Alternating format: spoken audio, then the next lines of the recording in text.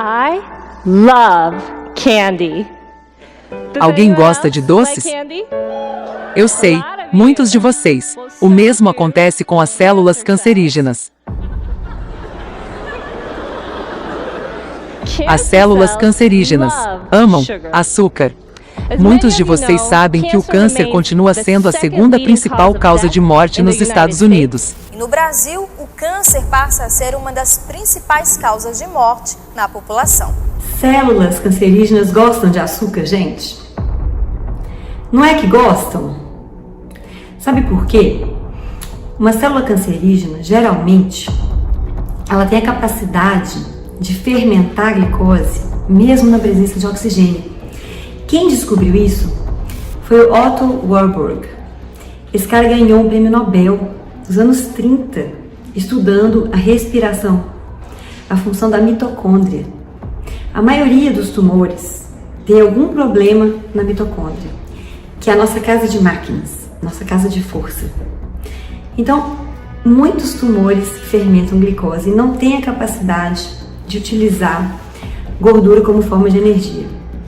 Hoje, isso foi o que ele falou na época, hoje a gente sabe que não é bem assim, tá certo? Que muitos tumores sim podem utilizar gordura, muitos tumores sim utilizam glutamina como forma de energia também. Então eles têm 3 pilares: a glicose, a glutamina e a oxidação de ácidos graxos. Os 3 pilares devem ser lembrados quando a gente trata o câncer. Não adianta só uma dieta, mas sim uma abordagem metabólica. Isso é muito importante. Mas de fato, vocês já viram aquele exame que a gente faz, o PET scan? Aqui está uma tomografia PET scan de um paciente com câncer no pâncreas. O paciente recebeu glicose, e essa glicose acende quando se concentra em um órgão. O normal não é acender dessa forma, mas neste caso o paciente tem células cancerígenas no pâncreas, e está consumindo tanto açúcar, que podemos notar o brilho. O PET scan é como se fosse um raio-x procurando um tumor, só que a gente usa como contraste glicose. E o tumor acende feito árvore de Natal. Por quê? Porque ele está captando muito mais glicose. Às vezes, não é nem o tumor em si que está captando glicose, mas as células em volta dele que estão trabalhando para ele. Isso mesmo, um microambiente tumoral. Então, de um jeito ou de outro, a glicose é muito importante no câncer. E se a gente puder reduzir a disponibilidade de glicose, isso pode ajudar bastante. Existem ensaios clínicos randomizados, inclusive. A gente tem um ensaio clínico randomizado recente em mulheres com câncer de mama.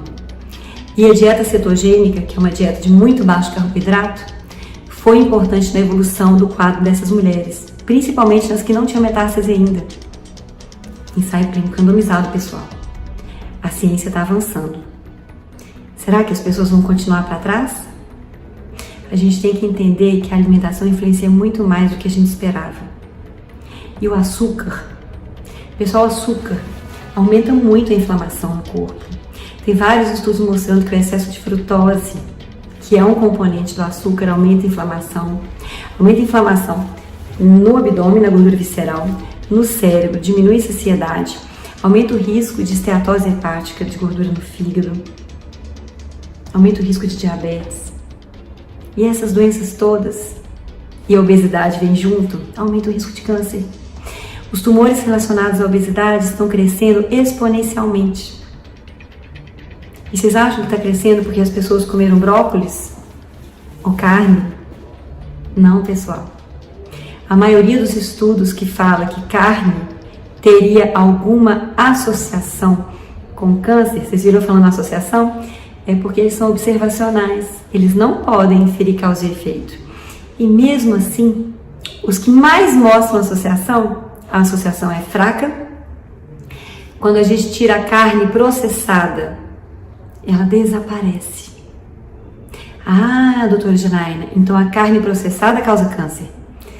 Pessoal, a associação é fraca e quem come carne processada nesses estudos fuma mais, é mais sedentário, é mais diabético, morre de causas violentas. Que engraçado, isso está marcando um comportamento, não uma dieta. Então não dá para falar isso não. Lembrando que carne processada, gente, É salsicha de hot dog, que vem sempre com o quê? Com a batatinha palha, frita no óleo vegetal, com a salsicha que de carne ali não tem quase nada, né? Muito açúcar, com ketchup, cheio de açúcar, o pãozinho de farinha branca refinada e o refri, né? Pra acompanhar. E o hambúrguer de fast food? Vocês estão achando que carne processada é hambúrguer artesanal? Não. É o pepperoni da pizza. São os embutidos cheios de açúcar, fumaça líquida. Tá? Então, geralmente estão acompanhados de outras coisas. E nos estudos eles são mais sedentários, né? Tem um comportamento de não cuidar da saúde. Tá? Muito importante vocês entenderem isso, porque às vezes vocês estão preocupados com a carne, então se entupindo de suco, de caixinha e de açúcar.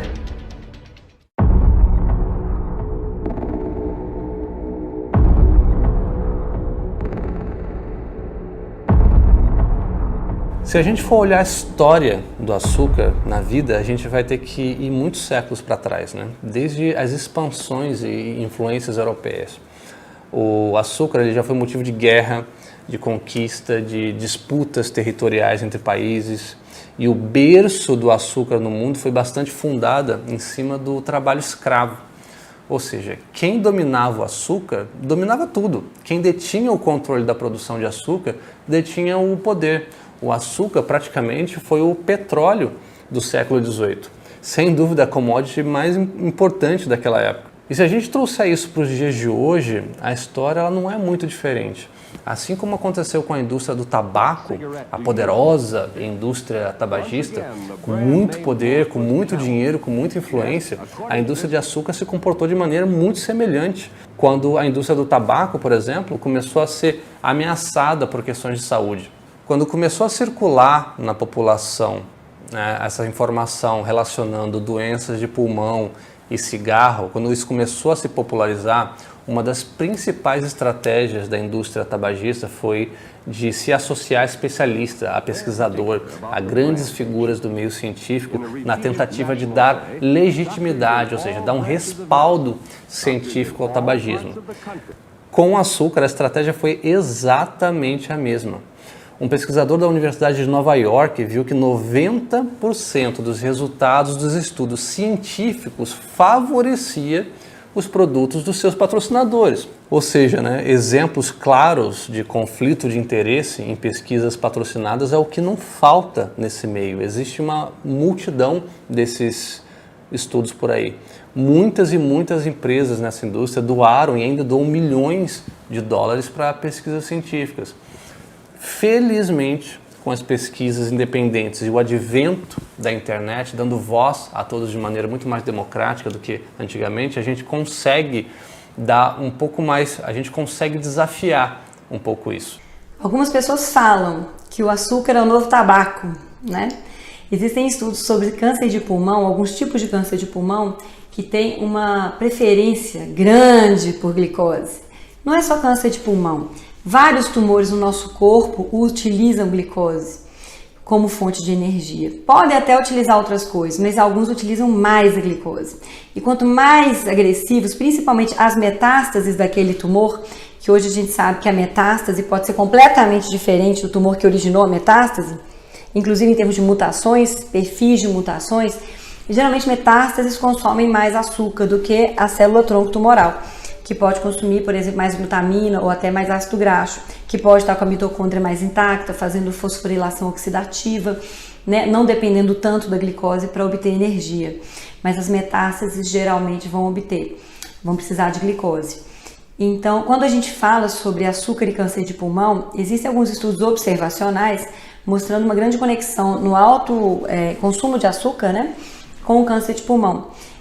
Pode ser só uma associação, isso não quer dizer causa e efeito, mas quando a gente para pensar, até que faz sentido, porque uma pessoa que ingere muito açúcar, ela tem mais chance a longo prazo de estimular vias que podem sim aumentar o risco de câncer. Tem estudos já com frutose mais específicos, né, porque o açúcar, a sacarose, é uma molécula de glicose com uma de frutose.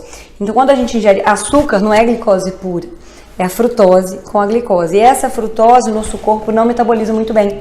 Quem toma conta dela é o fígado. O que sobra, né, que é absorvido, que não é consumido ali no intestino, o fígado tem que lidar. e ele não metaboliza isso muito bem, tem um limite. Então, o excesso de frutose pode, por exemplo, levar à esteatose hepática, que é a gordura no fígado. Pode aumentar o ácido úrico. Então, os pacientes com gota, olha a conexão da gota com o excesso de açúcar na dieta. E o povo achando que era o feijão. Então, sim, existem estudos ligando o excesso de açúcar na dieta ao câncer. O câncer de pulmão tem mais estudos. Principalmente, eles viram que alguns tipos de câncer de pulmão respondem à retirada do açúcar da dieta, melhora a evolução desse tipo de tumor. Em animais, isso é bem estabelecido. Por exemplo, que uma dieta cetogênica ajudaria muito no tratamento do câncer. Eu falo ajudaria porque a dieta não é tudo. Né? Os tumores são heterogêneos. Então, hoje, ao meu ver, tem que existir um tratamento metabólico do câncer. Outras vias têm que ser inibidas e a gente tem que ter uma visão mais abrangente de todos os processos que envolvem o câncer. A gente tem um processo da célula-tronco tumoral, a gente tem o processo do microambiente tumoral, que são células recrutadas pelo tumor para ajudar no câncer, para inibir o sistema imunológico. Então, a gente tem o processo de como melhorar a resposta do sistema imune ao câncer, apesar do tratamento quimioterápico que imunossuprime a pessoa muitas vezes.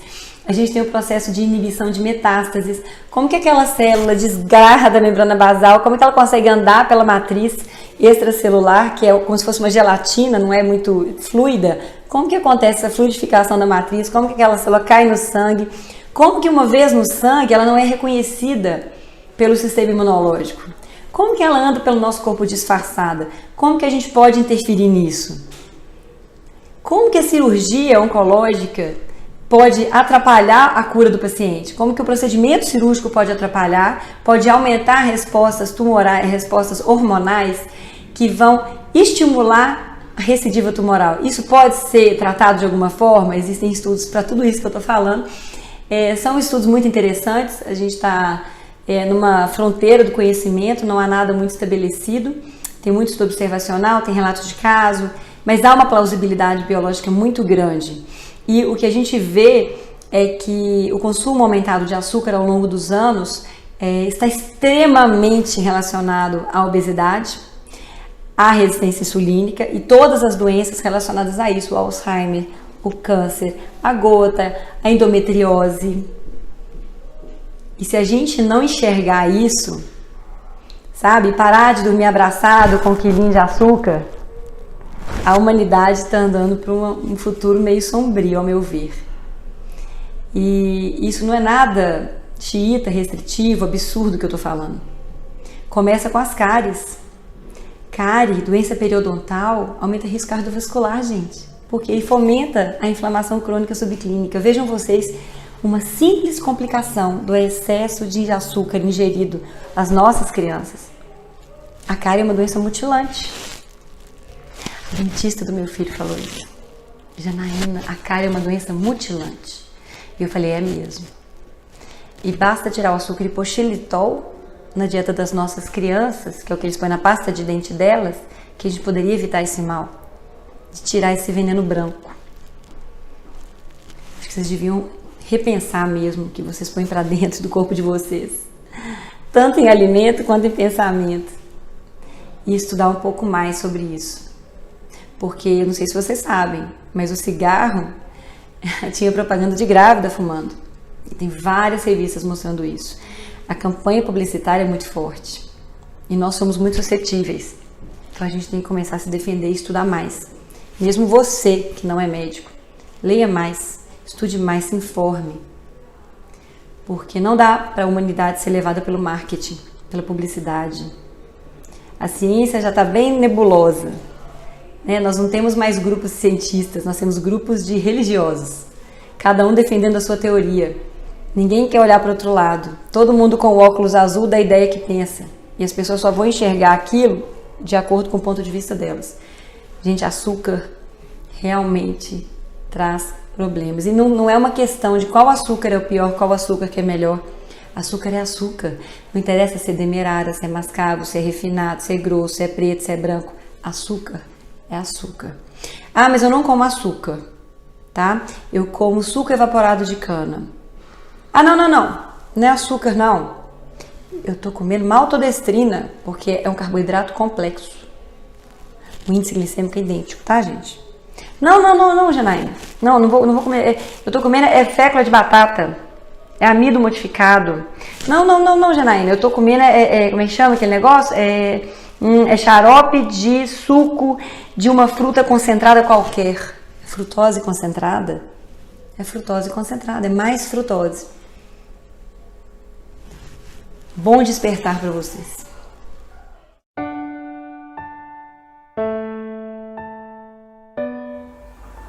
O início da minha caminhada profissional como nutricionista coincidiu com um momento bem particular do tratamento do diabetes e de patologias metabólicas. O final da década de 90 e início dos anos 2000 foi marcado por avanço nas tecnologias envolvendo monitoramento da glicemia e insulinas de ação mais rápida que visavam dar cobertura ao consumo de carboidratos.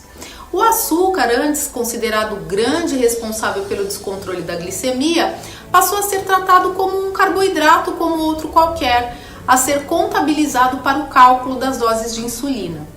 As noções a respeito do papel inflamatório da frutose como promotor de resistência à insulina não eram consideradas.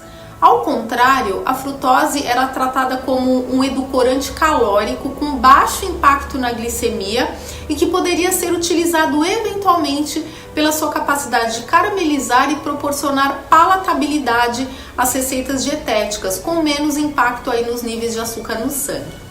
Com o passar dos anos, o papel aditivo do açúcar passou a ser investigado de forma mais consistente. De caloria vazia, o açúcar voltou a ter destaque nas pesquisas sobre palatabilidade e potencial de adição. O livro Sal, Açúcar e Gordura descreve o cuidado da indústria de alimentos em combinar esses ingredientes para atingir o chamado ponto de êxtase, ou seja, o ponto máximo do prazer em consumir produtos geralmente voltados ao público infantil, inclusive produtos salgados. Outro marco importante nessa mudança de olhar sobre o açúcar aconteceu na publicação do Guia Alimentar para a População Brasileira em 2014, que trouxe pela primeira vez uma classificação baseada no grau de processamento dos alimentos. Grande parte do açúcar que consumimos está escondido nos produtos ultraprocessados e incentivar a escolha de produtos in natura é certamente a grande contribuição desse documento para conscientizar as pessoas sobre o risco do excesso deste e de outros aditivos alimentares que se relacionam diretamente ao aumento das patologias crônicas.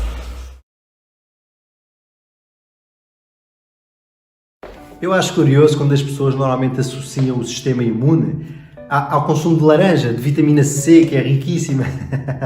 É curioso, mas é um pouquinho mais complexo do que isso, está bem? Nós temos que também ter noção que 70% a 80% do nosso sistema imunitário ele está localizado no nosso intestino. Então, nunca poderemos desprezar a saúde intestinal, nem todos os alimentos que lá vão ter, quando falamos de sistema imunitário, porque é fundamental que nós tenhamos uma boa saúde intestinal, uma boa saúde da nossa parede intestinal, para que o nosso sistema imune funcione devidamente, ok? Vamos lá entender aqui 3 coisinhas. Eu quero falar com vocês sobre a parede intestinal, sobre as bactérias boas e as bactérias más, ok? Então, nós todos os dias sofremos agressões, seja moléculas mal digeridas, seja toxinas nocivas, seja bactérias agressoras, entre outras coisas. E o nosso intestino ele tem a capacidade de fazer várias coisas, né? Entre elas, identificar esses agentes agressores, ok? Identificar que existem agentes agressores, também identificar no intestino onde é que estão esses agentes agressores, localizá-los, certo? E depois ativar toda a parte do sistema imune que vai lá e vai lidar com os agentes agressores, certo? E é assim que a gente promove essencialmente, diariamente e a todo instante a nossa saúde plena, certo? Porque existe uma proteção ativa, não é apenas quando a gente está doente que a gente sofreu uma agressão, é assim diariamente, vem dos alimentos, vem de uma digestão incompleta, vem de toxinas, vem de radicais livres, vem de várias coisas, tá? E isto é trabalhado diariamente pela parte do nosso intestino. Então falamos aqui de várias questões que foi capacidade de identificar, capacidade de ter boas bactérias no intestino e a capacidade de manter aquilo tudo lá dentro, certo? Então bora lá por partes. Primeiro, bactérias boas, né? Aquelas bactérias intestinais. Muitas vezes vocês ouvem falar de bactérias, de bifídeos ativos, de um montão de coisas, e muitos produtos se vendem neste contexto. A verdade é que o nosso corpo tem a capacidade de popular o intestino com boas bactérias, desde que elas sejam devidamente nutridas. Que nutrição é esta? Proteínas, gorduras, algumas fibras, e isto vai permitir que nós tenhamos muita bactéria boa, que nos vai ajudar em todo este processo imune e em tantos outros processos, e que vai permitir que a gente não faça proliferação das bactérias ruins. Porquê? Porque a nossa alimentação não alimenta as bactérias ruins. O que é que acontece quando a gente coloca açúcar? Quando a gente coloca açúcar, através do processo de glicação, ele também vai glicar com proteínas. Ele também vai comprometer. Então o açúcar é agressor. Ele vai permitir que a nossa célula, não é que ele faça uma agressão direta às células boas, mas o que ele faz é, ele vai desnutrir as células boas. E quando existe desnutrição das bactérias boas, elas não vão conseguir proliferar, elas não vão conseguir manter-se vivas. Então, sempre que existe o consumo de açúcar associado à nossa alimentação, as nossas bactérias boas do intestino, que são fundamentais, elas já estão comprometidas, tanto em quantidade quanto em eficiência. Outra coisa que acontece no consumo de açúcar é que ele vai alimentar as bactérias más. Então, por um lado, nós temos menos capacidade de defesa, menos bactérias para trabalhar. Por outro lado, as bactérias más, as bactérias ruins, os agentes nocivos, têm maior força e depois uma coisa não vai conseguir lidar com a outra, prevalecendo as bactérias, talvez prevalecendo as bactérias ruins e agressoras para nós. Como se tudo isto já não bastasse, vamos falar de uma coisa que é, tudo isto está a acontecer dentro do intestino, certo? Então, dentro do intestino nós recebemos agressão, sabemos lidar com essa agressão, sabemos identificar, sabemos tudo isso. A questão é, nós conseguimos sempre manter tudo isso dentro do intestino? Pois é, nós temos uma coisa chamada células epiteliais, que além de várias funções, ela tem a função de garantir a parede intestinal e de garantir que tudo se mantém dentro do nosso intestino, ok? E assim seria positivo. Qual é que é o problema? O problema é que o consumo de açúcar, entre outras coisas, ele vai permitir que aquela parede comece a abrir fissuras, comece a abrir buracos, criando uma coisa chamada de intestino permeável. Quando nós começamos a abrir essas fissuras, a abrir esses buracos, nós começamos a verter conteúdo para o restante metabolismo. Vamos estar a permitir que tanto as nossas bactérias boas quanto os agentes agressores se espalhem para a corrente sanguínea e sejam distribuídos por todo o nosso metabolismo. Então isso é outro problema muito grave e possivelmente o causador de muitas doenças autoimunes, né? Porque a gente está a disparar infecção generalizada para todo o nosso organismo, e que o açúcar é que causa. Então nós perdemos a capacidade, é porque tanto as nossas bactérias boas quanto os agentes agressores, quando existe um equilíbrio no nosso intestino, eles sabem lidar, dentro do intestino sabem lidar uns com os outros e sabem como é que se combate uns aos outros. Agora, quando aquilo verte para fora, nós perdemos a capacidade de identificar infecções, perdemos a capacidade de identificar, localizar onde é que está o problema e também estamos a comprometer a nossa saúde do ponto de vista de aquelas bactérias também se estão a perder, as boas e as más. Né? Então, tudo isto é causado pelo açúcar. E quando nós olhamos para o ponto de vista de saúde, o açúcar sempre compromete a nossa saúde e o nosso sistema imunitário, porque todo ele vai desencadear uma cadeia de reações negativas que vai permitir os agentes agressores serem mais fortes e as nossas defesas serem mais fracas.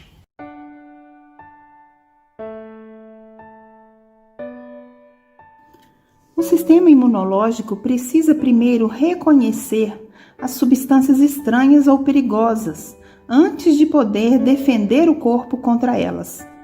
Essas substâncias incluem bactérias, vírus, parasitas, algumas células cancerígenas e até órgãos e tecidos transplantados, por exemplo. Essas substâncias possuem moléculas que o sistema imunológico é capaz de identificar e que podem estimular uma resposta do sistema imunológico. É uma resposta de defesa. Essas moléculas são chamadas de antígenos. Os antígenos podem estar contidos dentro de células ou na superfície celular, como por exemplo nas bactérias ou nas células do câncer, ou então fazer até parte de um vírus. Alguns antígenos, como o pólen ou como as moléculas de alguns alimentos, podem existir de forma autônoma.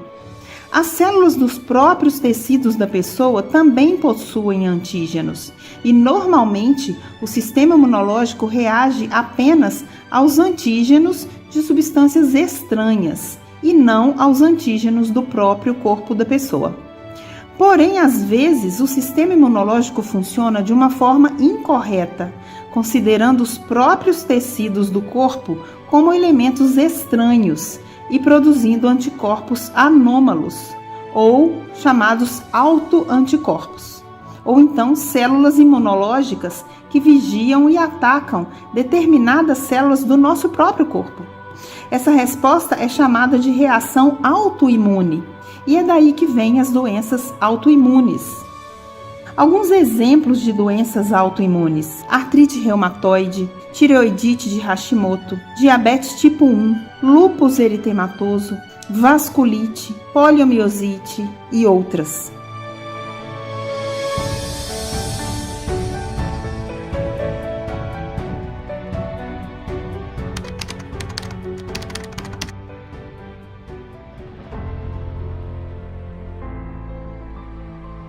Então, para a gente pensar sobre dependência de açúcar, a gente precisa primeiro identificar o dano. Então, vamos transportar esse exemplo para outras substâncias que geram dependência, porque fica muito mais fácil de entender. Então, a gente só considera a dependência de cigarro quando a gente começa a ver que tem um dano social ou físico, e que a pessoa, mesmo tendo consciência, ela não consegue parar de consumir a substância que ela sabe que está fazendo mal para a saúde dela. Então, para o cigarro, a gente diria sobre enfisema, sobre câncer de pulmão, e a pessoa continua fumando. Super comum. Por quê? Porque não é uma questão lógica, é uma questão de dependência física e química, né? Da mesma maneira, o álcool, quando a gente pensa no consumo crônico do álcool, ele traz uma série de danos. Então, apesar da pessoa ter consciência que o álcool traz danos, ela não consegue parar de consumir essa substância. E aí a gente facilmente identifica problemas sociais, como dissolução da família, problemas com a polícia, acidentes de carro e mesmo os físicos. Então, essas duas substâncias, elas são consumidas e mesmo trazendo danos à saúde, existe dificuldade para parar. Ninguém sugere fumar um cigarrinho para quem é dependente do cigarro e está tentando parar de fumar. Ninguém sugere tomar só uma tacinha de vinho para quem tem dependência com álcool e não consegue controlar as quantidades. Dependência envolve justamente essa incapacidade de controlar o consumo, certo? Qual que é o problema? A gente tem cada dia mais, hoje em dia, identificando, né, pacientes com diabetes tipo 2, gordura no fígado, deteriorização mesmo da saúde metabólica. O paciente identifica que ele precisa diminuir o consumo do açúcar porque já começou a trazer danos à saúde, porém ele não consegue parar de consumir. Então, nesse caso, eu acho até hipocrisia negar que o açúcar é um componente que traz dependência. A gente sabe que o componente da frutose ativa a zona da recompensa da mesma maneira que o álcool, que a nicotina, que comportamentos como jogatina, como gaming, né, que está super em alta na pandemia, crianças viciadas em jogar videogame. Todos esses comportamentos e substâncias ativam a mesma região do cérebro e as pessoas encontram dificuldade em parar de consumir da mesma maneira que as outras substâncias, a ponto de adoecerem, saberem que estão adoecendo e agravando a própria doença e não conseguem parar, cessar o consumo. O problema é que álcool, heroína, fentanil, o consumo agudo dessas drogas altera a sua capacidade de juízo, de decisão, a sua cognição agudamente. O álcool também, né? Agora, a nicotina e o açúcar, não. Então, levou muito tempo para a gente conseguir provar que o consumo de cigarro era prejudicial à saúde E a mesma coisa a gente está passando por isso agora com o açúcar. Vai demorar ainda muito tempo para que os principais interessados em não parar de vender os produtos ricos em açúcar reconheçam e tirem do mercado essa quantidade absurda de açúcar que tem em todos os produtos. O açúcar é um aditivo tóxico, ele é uma toxina. A gente tolera em doses baixas, mas não tolera nessa quantidade absurda diariamente, comendo de 3 em 3 horas, sendo estimulado a comer uma vez após a outra. Então, esse açúcar que é normalizado como uma substância que não é prejudicial à saúde, a gente passa por um período difícil, porque envolve bastante corrupção, bastante políticos que têm interesses escusos e bastante interesse da indústria, lógico, né? Porque a maioria dos produtos tem isso. A própria indústria tem percebido que esses produtos não são saudáveis. Tem até marcas muito famosas que estão tentando se livrar disfarçadamente de alguns produtos, paulatinamente, sem que percebam, desovando, vendendo partes desses produtos para outras empresas, porque eles já sabem dos danos agudos, já sabem dos danos que a gente está causando no consumo, inclusive na saúde de crianças, né? Cada dia mais a gente tem crianças com doenças de adultos, doenças que antes só existiam com consumo excessivo de álcool, a gente tem com consumo excessivo para crianças também. Então, é um processo muito difícil quando a gente fala de dependência de açúcar, porque é óbvio, para quem já tentou tirar o açúcar e não conseguiu, é óbvio que o açúcar gera dependência. A gente consome o açúcar pelo mesmo motivo que existe abuso de nicotina, de álcool, de outras drogas. É uma disfunção, né? Lidar com as emoções de uma maneira disfuncional. Por quê? Porque o efeito de alívio do estresse, o efeito imediato de prazer que o açúcar traz, ele é utilizado como um alívio para todos os tipos de estresse. Então, substâncias e comportamentos que trazem um efeito imediato de prazer são potencialmente geradores de dependência. E aí a gente fala de álcool, de nicotina, de heroína, de fentanil, de qualquer droga que a gente conhece, e do açúcar. O açúcar tem esse efeito conhecido no cérebro, ele ativa o mesmo lugar da zona de recompensa. Tem até aquele estudo famoso dos ratinhos que preferem o açúcar à cocaína. Então, a gente sabe que existe esse efeito cerebral de gerar recompensa. Qual que é o problema do açúcar em relação aos outros? Todas essas drogas que eu falei, elas são de difícil obtenção, tem imposto, tem regulação. Então, mesmo o álcool, que só 10% da população americana tem dependência, né, problemas com o abuso crônico de álcool que gerou dependência, mesmo o álcool tendo só 10% da população dependente, existe regulação para ele. Qual que é o problema? O açúcar é uma droga bem aceita, é uma droga que existe em todos os lugares, é uma droga que é difícil de se livrar dela, porque ela está em toda parte, ela é bem aceita por todos, e o pior de tudo, ele também tem a capacidade de ativar a zona de recompensa e gerar um alívio imediato. Se você desenvolveu um gerenciamento ruim das suas emoções, e isso a gente viu bastante com o início da pandemia do coronavírus, esse aumento absurdo do estresse, do confinamento, da insegurança, da morte de parentes, do medo de adoecer, tudo isso trouxe um aumento do estresse muito importante e um mau gerenciamento desse estresse, confinado, com comida processada, que é a droga mais legalizada e ignorada atualmente, houve um aumento incrível do consumo. E esse é um problema muito grande, porque ele traz efeitos crônicos muito importantes de piora da saúde metabólica, piora da resistência insulínica, ganho de peso, aumento de radicais livres, que aumentam a inflamação crônica e diminuem a sua imunidade inata.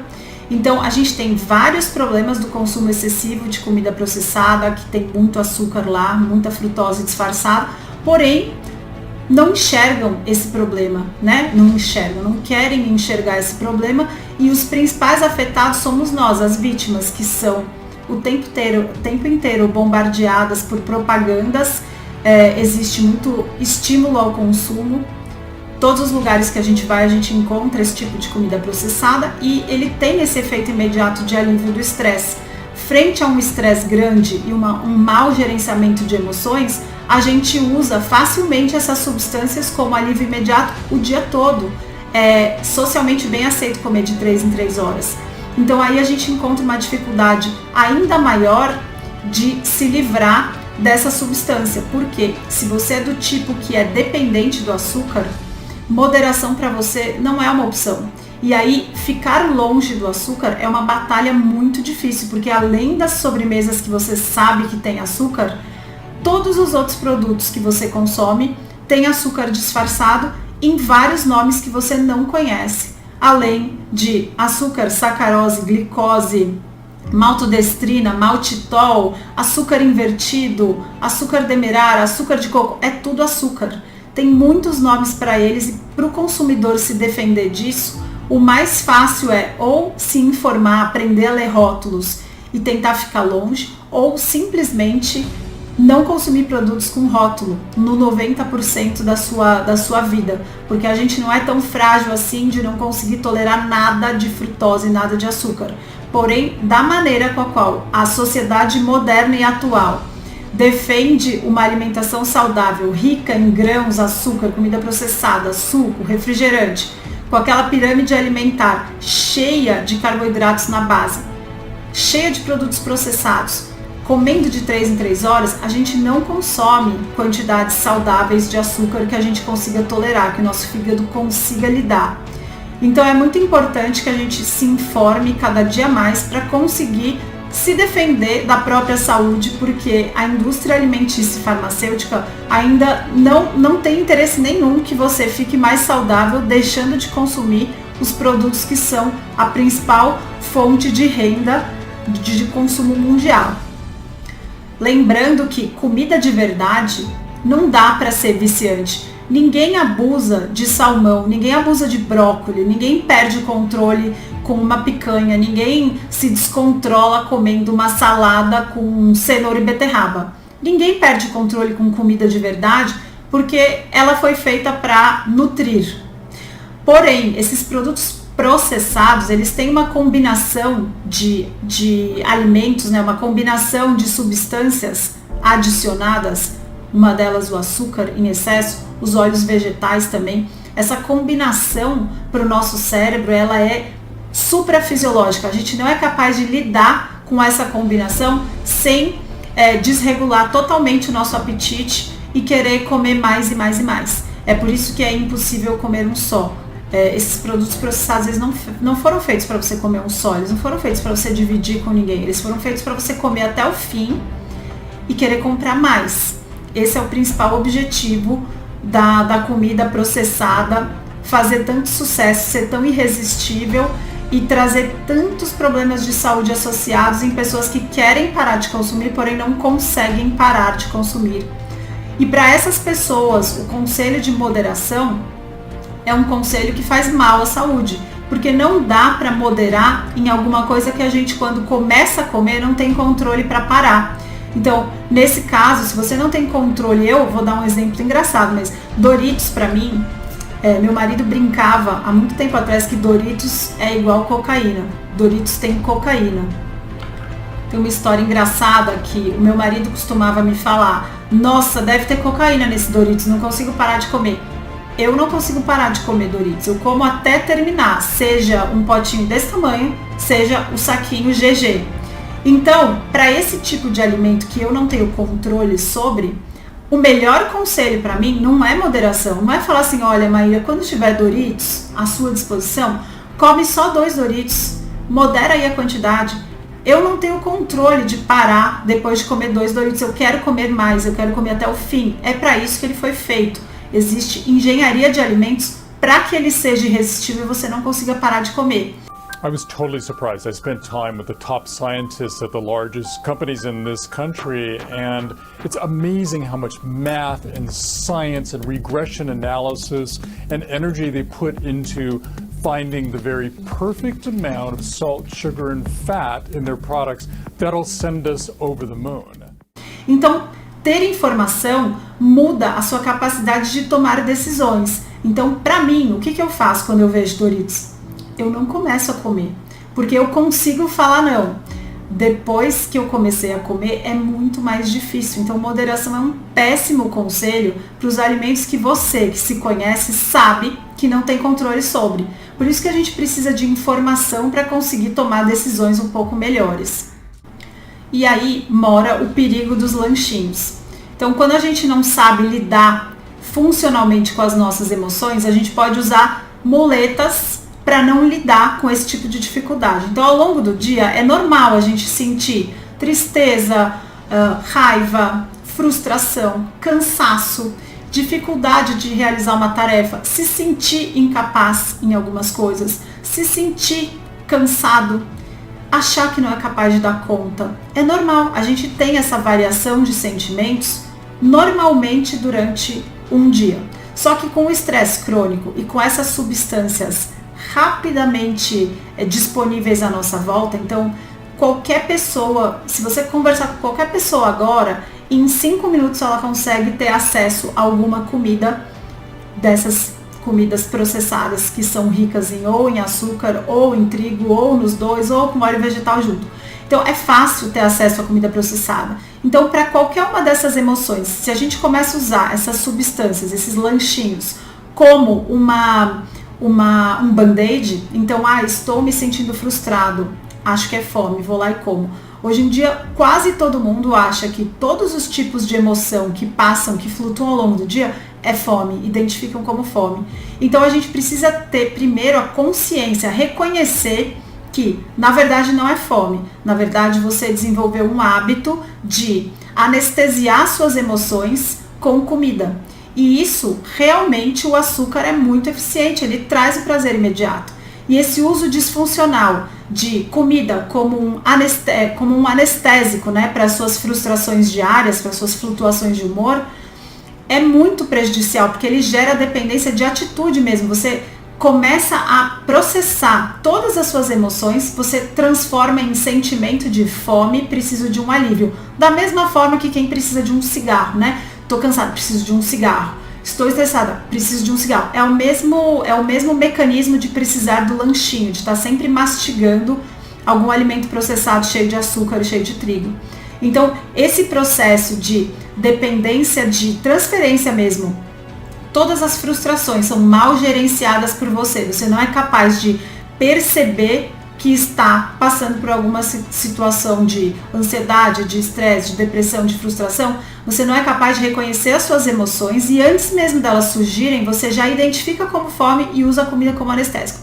Essa maneira de utilizar a comida é uma maneira extremamente deletéria para a sua saúde a longo prazo. Por quê? Porque os efeitos metabólicos do açúcar do lanchinho, que não é comida de verdade, eles são reais e eles se acumulam ao longo do tempo. Então você pode tolerar esse tipo de atitude de usar a comida como anestésico para suas emoções durante 1 ano, 5 anos, durante 10 anos, sem ter, por exemplo, a sua glicemia alterada. Só que se você começar a investigar a sua saúde metabólica, você vai ver que a sua insulina já aumentou, a sua cintura já está aumentando, seus níveis de pressão arterial podem estar aumentando, e o pior ainda, que todo mundo teme, né, que é a doença cardiovascular, é acumular gordura nas artérias, né, que todo mundo achava que o problema da dieta era a carne. E na verdade, o que a gente sabe hoje em dia? Que o consumo excessivo de açúcar, ele inflama, ele gera espécies reativas de oxigênio, como se fosse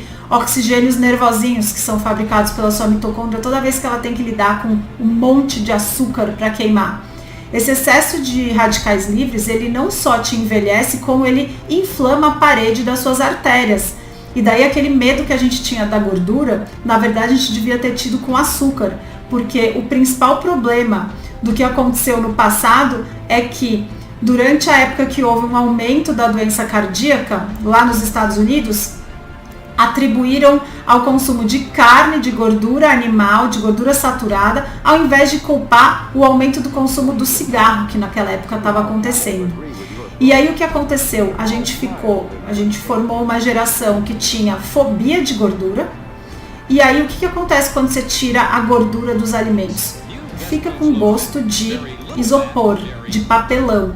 E para lidar com isso, o que a indústria fez? Colocou açúcar para dar um gosto melhor, para realçar o sabor, e começou a se especializar na flavorização dos produtos alimentícios. Então a gente precisa entender esse movimento para saber que o consumo desenfreado desses alimentos para anestesiar nossas emoções não é inofensivo. Essa cultura de comer o tempo todo, quando tá com fome, quando tá com frio, quando tá cansado, quando tá triste, quando tá alegre para comemorar, a gente colocou o consumo desses alimentos como parte integrante da nossa cultura para comemorar, para se consolar, para descansar, para relaxar, para dormir melhor, para acordar feliz, para ter energia para treinar. Então, todos esses conceitos de usar o açúcar para isso, eles estão muito longe de serem inofensivos. A gente precisa se defender deles com informação em primeiro lugar.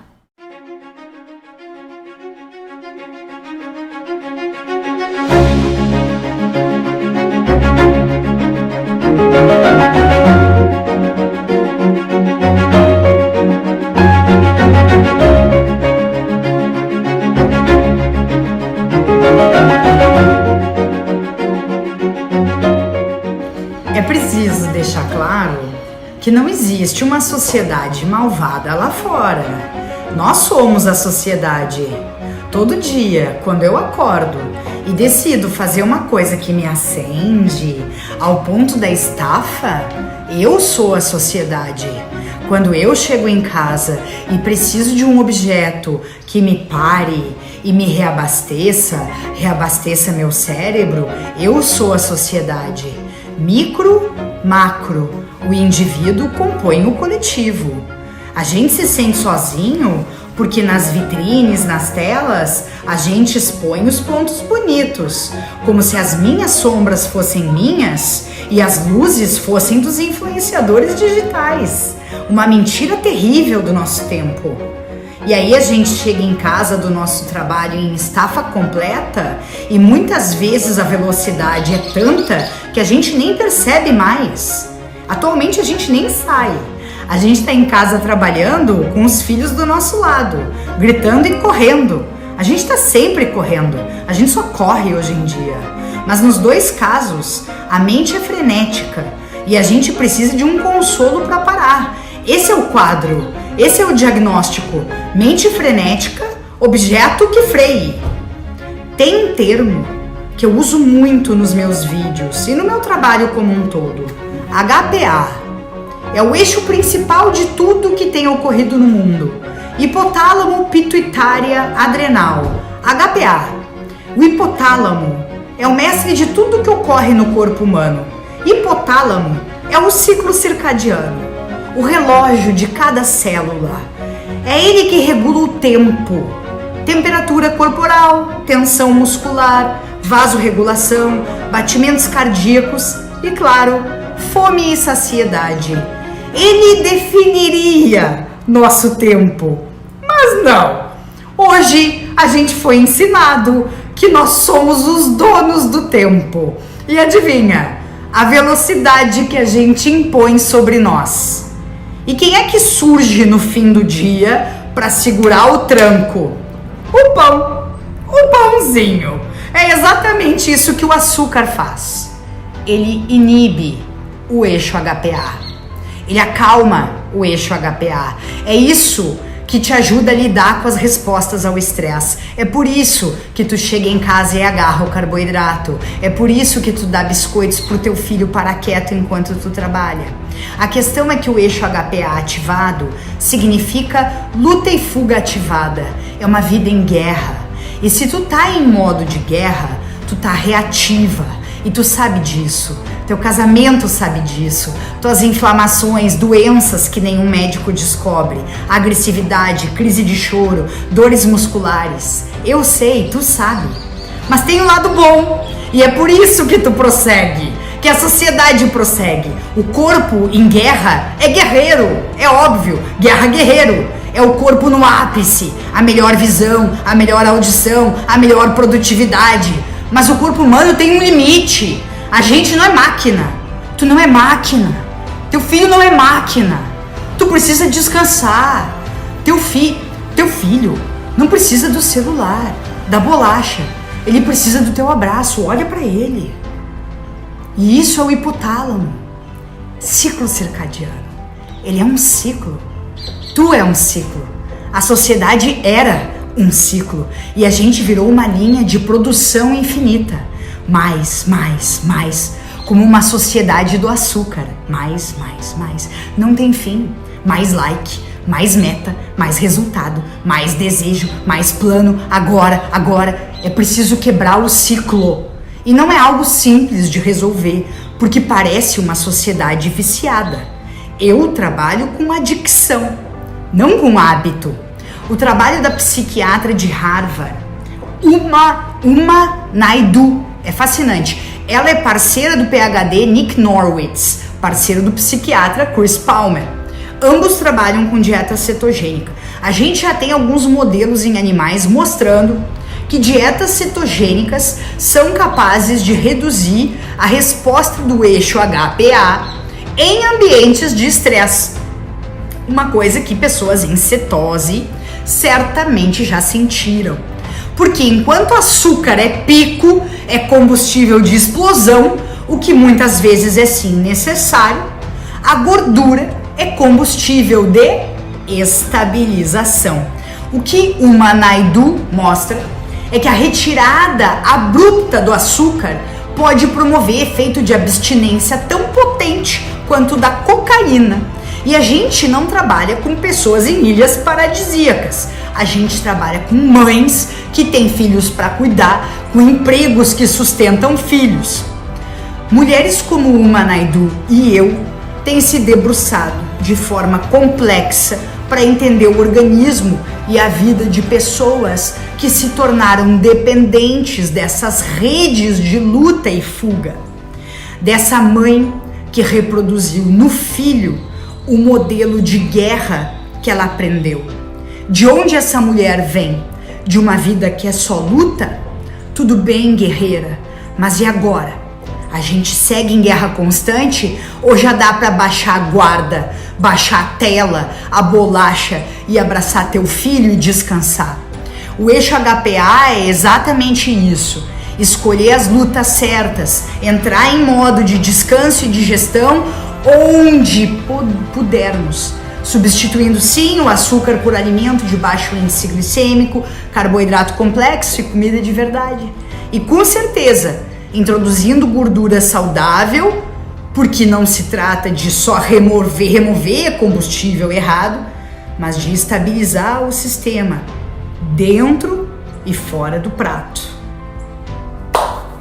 É isso, pessoal. Obrigada, super nutridos, por esse convite maravilhoso para participar desse documentário.